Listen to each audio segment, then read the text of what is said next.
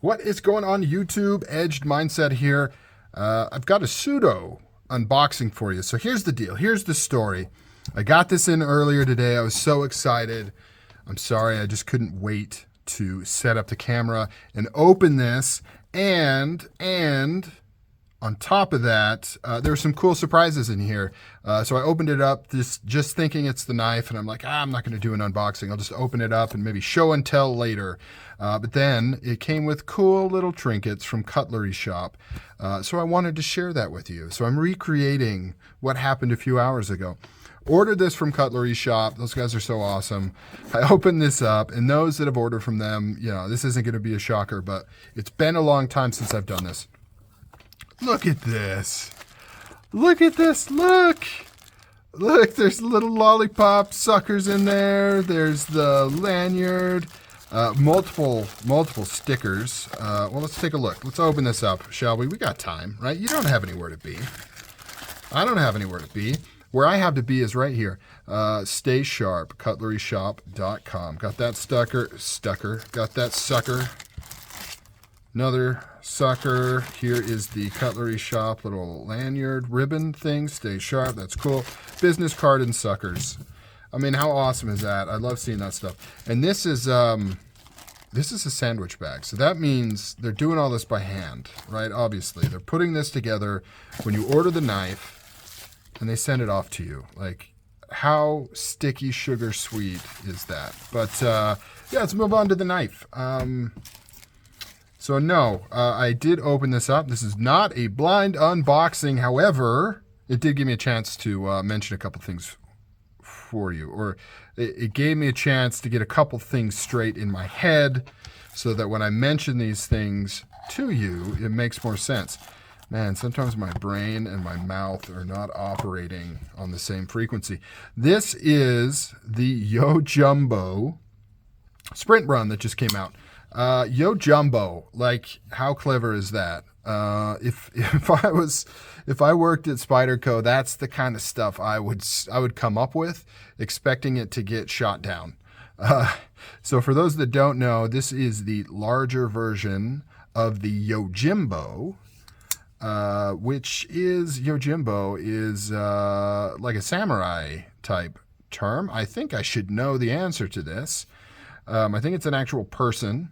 I know that there is a comic book with a rabbit named Yojimbo, but the original is called Yojimbo, so when they made the larger side, of course, you've got to call it Yojumbo. And that's what they did here. So the Yojumbo is available in the standard version, the black-coated version, and now this Sprint version.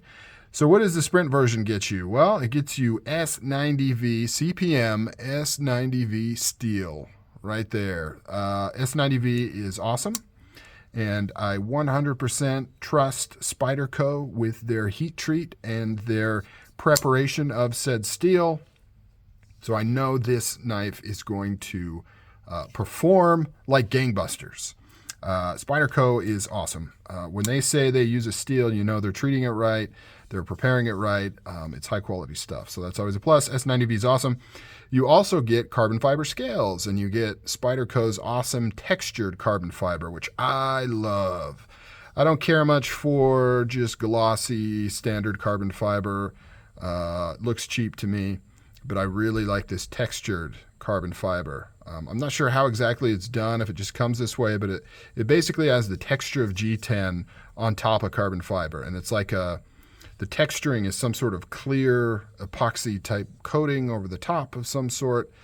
You can see the carbon fiber through there, and it is in fact, I don't know if you can see that in the side scales here. You kind of can. You can see the carbon fiber grain. It is not a onlay of carbon fiber. It is solid carbon fiber. You can see on the inside the more traditional glossy carbon fiber that's in there. Really good stuff. Really like it. This knife is cool.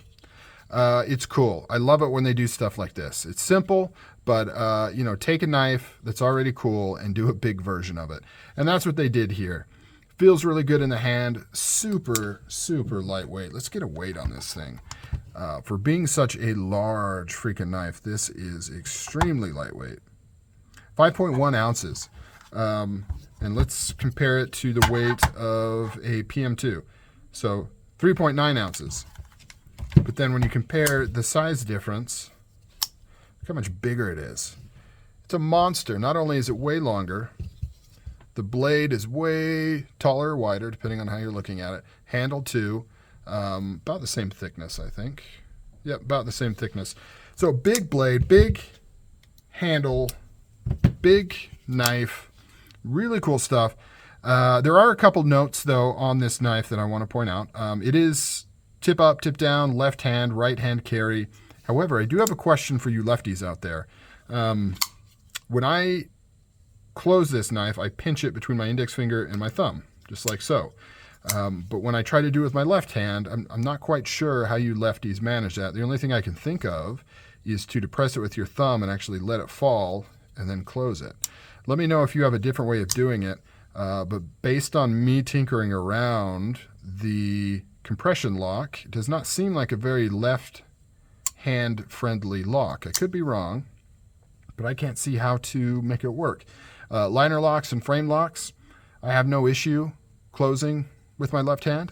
But this compression lock, I can't quite figure out how to make it work. And I certainly can't figure out how to make it work as well as this, right? Doing that fidgety kind of closing action. So if you're left-handed, let me know if there's some trick I don't know about. G10 skills, like I mentioned, ergonomics are pretty good. My hand kind of fits where I have my first two fingers here, second two fingers there.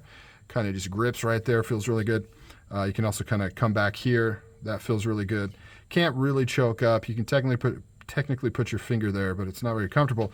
And that brings me into the super odd thing about this knife.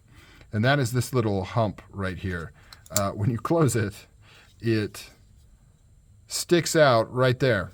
So if you don't move your finger out of the way and you go to close it, it hits your finger and it stops right there. And I'll be honest, it kind of hurts when it hits the tip of your finger like that. Kind of hurts. Now, 9 times out of 10, I move my finger out of the way before it gets to that point. You want to kind of do that anyways so that you don't run the risk of it hitting the stop and then bouncing out.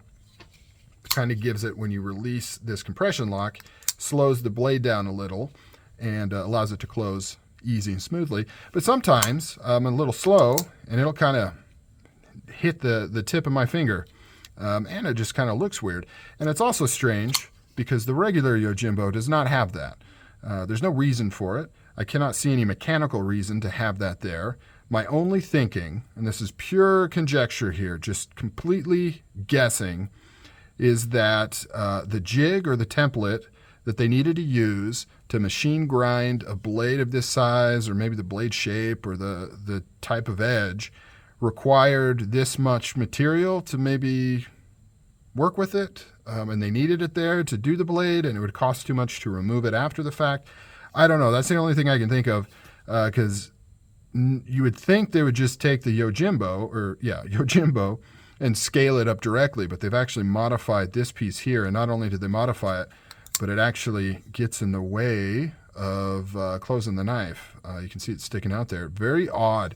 Now, I've seen some people take this and mod it to add a choil, which I am like, yes, please do that, Spyderco. It's even set up here. You've got this little radius. Imagine this just following right up through. Remove this. Oh, you've got a nice sharpening choil right there. You could actually choke up better up here. It wouldn't hit your finger. I mean, it's just all around. Like, how awesome would that be? Like, imagine it looking like that. I think it looks better. I think that would look super cool. But instead, you've got whatever's going on there. I'll be honest, from a design standpoint, it kind of looks like this piece was unresolved, and then they said, we'll come back to it later, and we'll figure this out and clean it up. And then they forgot and just hit manufacture, the manufacture button, because that's how it works. You draw it on the computer, and then you just hit manufacture, and it just makes the knives, right? But yeah, it kind of seems like they just forgot to clean this up. It looks awkward. It doesn't really make sense. You've got this half radius here, but it doesn't do anything. It doesn't go anywhere. It doesn't tie into the rest of the knife. It's just kind of there. And then just this weird blunted hump with no sharpening choil. Now, I know sharpening choils Some people don't like them. I like sharpening choils. I think they make it look way cleaner and obviously easier to sharpen, hence the name. And I know if you know what you're doing, it doesn't matter.